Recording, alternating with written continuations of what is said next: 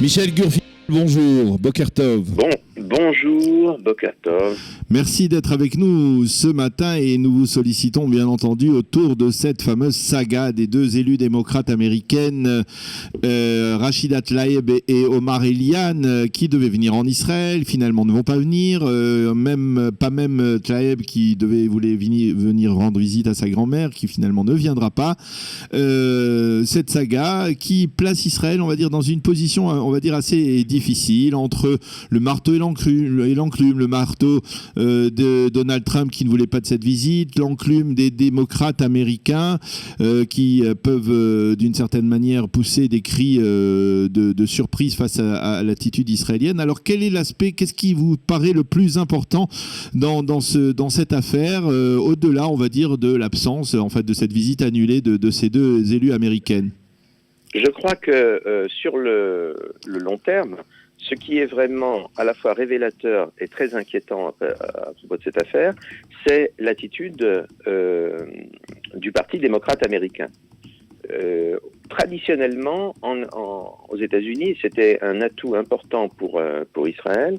Il y avait un consensus bipartisan sur Israël, c'est-à-dire que, à quelques exceptions près dans les deux partis étaient quand même très clairement favorables à Israël, comprenaient les enjeux notamment sécuritaires d'Israël, ne se faisaient pas d'illusions sur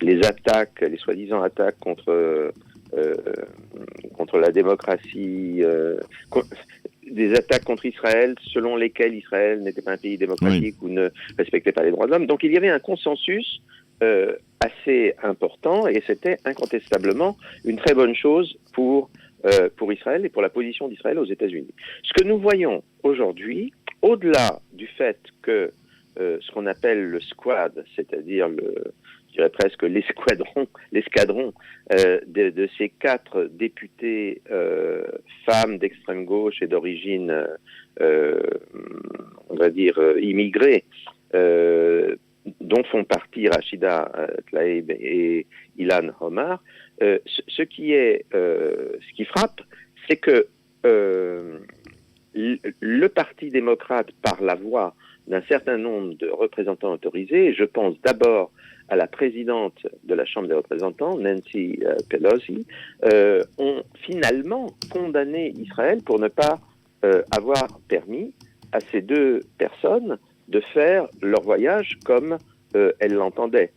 Or, il faut bien comprendre quelque chose. Nous ne sommes pas ici dans le cas de membres du Congrès américain qui sont connus pour des critiques à l'égard d'Israël et qui se rendraient néanmoins en Israël pour une visite privée ou pour une visite plus politique. Il ne s'agit pas de ça. Il s'agit quand même de personnes qui non seulement ont pris une position en flèche en faveur de la campagne BDS, qui elle-même est actuellement condamnée par l'immense majorité du Congrès, les deux partis réunis, et qui s'est laissé aller à des expressions qui ont été caractérisées par une grande partie de l'opinion américaine comme ressortant à l'antisémitisme. C'est ça. Donc il y a un problème dans le Parti démocrate. Parti à ce point pour ces personnes. Alors, je voulais vous demander, est-ce que c'est une critique qui est émise par le Parti démocrate en direction de l'État d'Israël, ou en fait, dans le cas précis, elle est ciblée contre Benjamin Netanyahou, qui prend en fait cause pour Donald Trump, qui s'aligne sur les exigences de Donald Trump, y compris dans cette affaire?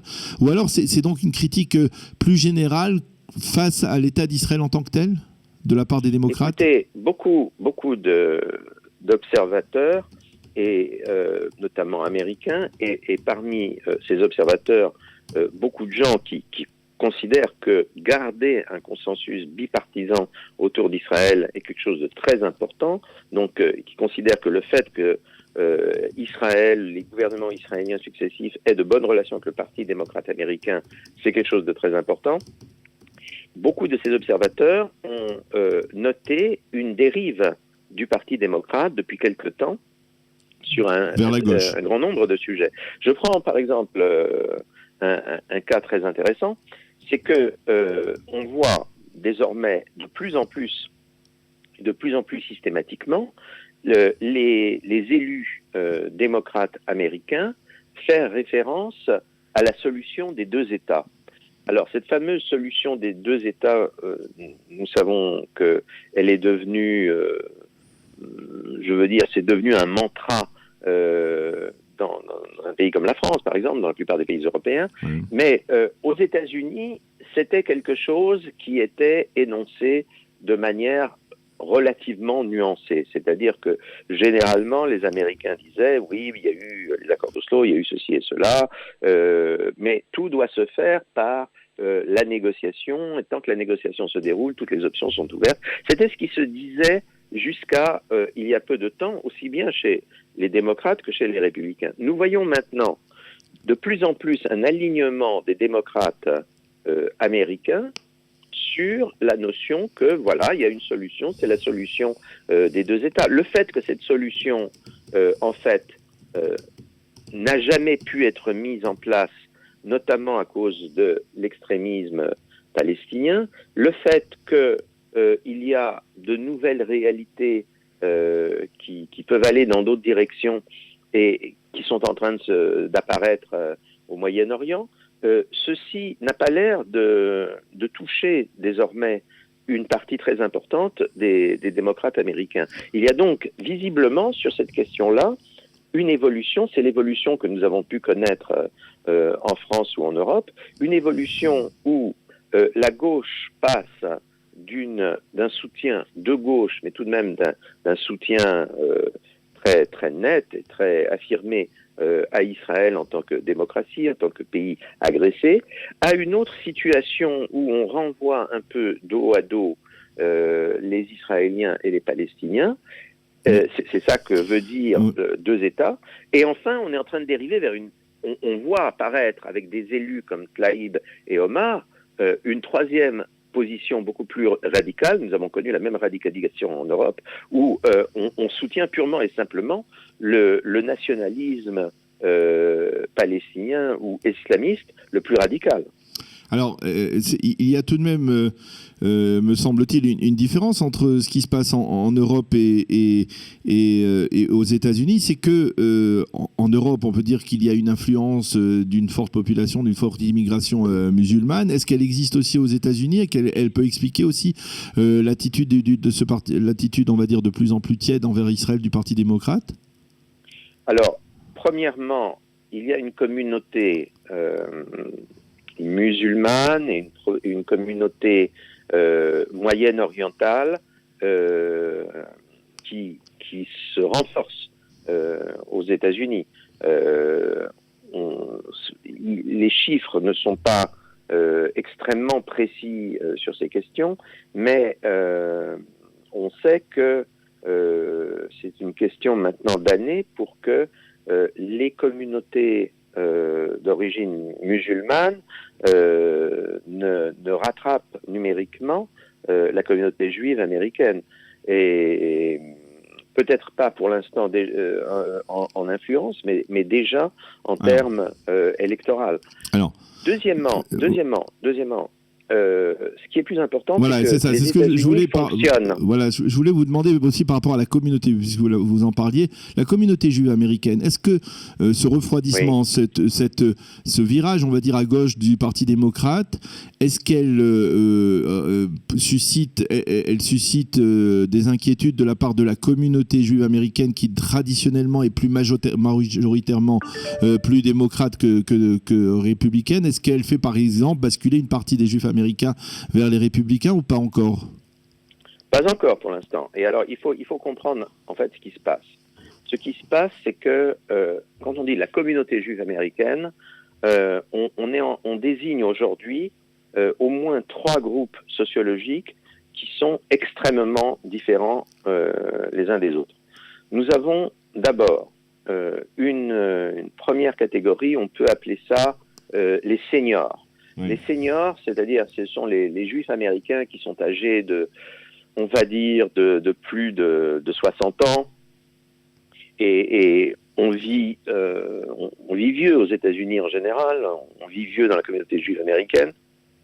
Donc ça continue à représenter une proportion très importante de la communauté juive américaine, les seniors ont grandi, ont formé donc leur intelligence et leur perspective politique à un moment où, malheureusement, les démocrates étaient le parti qui soutenait Israël et les républicains étaient un parti beaucoup plus problématique. Donc, les seniors sont absolument, enfin, c'est une sorte de réflexe chez eux. Ils ont beaucoup de mal à croire que les démocrates ne sont plus les meilleurs alliés d'Israël et des causes juives en général. Donc, vous avez déjà ça. Mais en même temps, ces mêmes seniors sont également des gens qui continuent à avoir des réflexes extrêmement spontanés vis-à-vis d'Israël, qui comprennent très bien que l'intérêt d'Israël, c'est quelque chose avec lequel il ne faut pas plaisanter, que le problème sécuritaire d'Israël est un problème très réel. Donc, en même temps, ces gens peuvent être sensibles à des comportements déviants ou aberrants d'une partie des élus démocrates. Ça, c'est un premier groupe. Ensuite, vous avez un deuxième groupe. Et le deuxième groupe est très important, ce sont les juifs ou personnes d'origine juive qui, notamment, dans la mesure où ils appartiennent à une synagogue, ont tendance à appartenir plutôt aux synagogues réformées, nous dirions en français libérales, et aux synagogues conservatives, nous dirions en français massorti. Et ce deuxième milieu, je parle pas des seniors dans ce milieu, je parle de leurs enfants et de leurs petits-enfants. C'est un milieu qui, en fait, est très largement déjudaïsé. C'est un milieu où, par exemple, les mariages bireligieux sont devenus une sorte de norme. C'est un milieu dont les liens, je dirais presque charnels avec Israël, ont tendance à s'exposer, et qui, par-dessus tout, dans la mesure où ils se déclarent toujours juifs, ont fini par se faire une idée du judaïsme, le judaïsme en tant que religion de la justice sociale, qui est très éloignée. Je ne dis pas que la justice sociale n'est pas une préoccupation juive, mais réduire le judaïsme à la justice sociale et en fait un soutien aux causes les plus à gauche de manière systématique, c'est quand même assez différent du judaïsme traditionnel. Alors ce deuxième milieu, lui, est non seulement totalement pro-démocrate et a tendance à avoir une attitude manichéenne vis-à-vis du Parti républicain, mais en plus, je dirais que c'est un milieu qui tend de plus en plus à formuler des critiques radicales d'Israël et du sionisme. Je lisais il y a quelques jours l'histoire d'une communauté juive réformée aux États-Unis qui célèbre désormais le Yom HaNakba, le jour de la Nakba, comme Tisha B'Av. Ah oui, comme Tisha B'Av, voilà. Et qui demande pardon pas mal de raccourcis, qui demande pardon au nom du peuple juif pour les soi-disant crimes commis par Israël envers les Palestiniens. Eh bien, Michel Gurfinkel, merci beaucoup. Je crois qu'on a bien compris. C'était toujours, comme d'habitude, très intéressant de comprendre votre analyse sur ce qui se passe ici, sur ce qui se passe à travers cette visite annulée des deux élus américaines, démocrates. Merci d'avoir été avec nous ce matin et Shavua Tov. À bientôt. Shavua Tov.